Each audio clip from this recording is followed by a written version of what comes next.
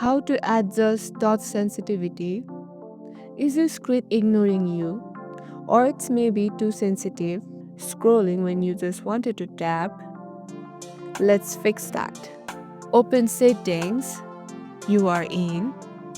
Don't scroll forever. Just tap the search bar at the top and type touch sensitivity.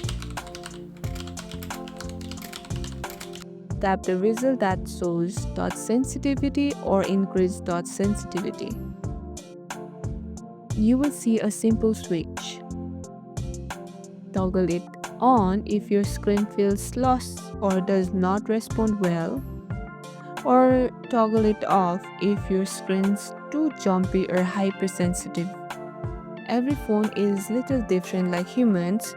If you don't see it, drop your phone model below and I will guide you. And that's it. You have just made your screen smarter and less moody.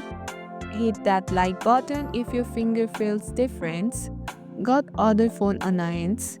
Drop them below, I got your back. And don't forget to subscribe for more bit-sized tech fixes. Catch you in the next one.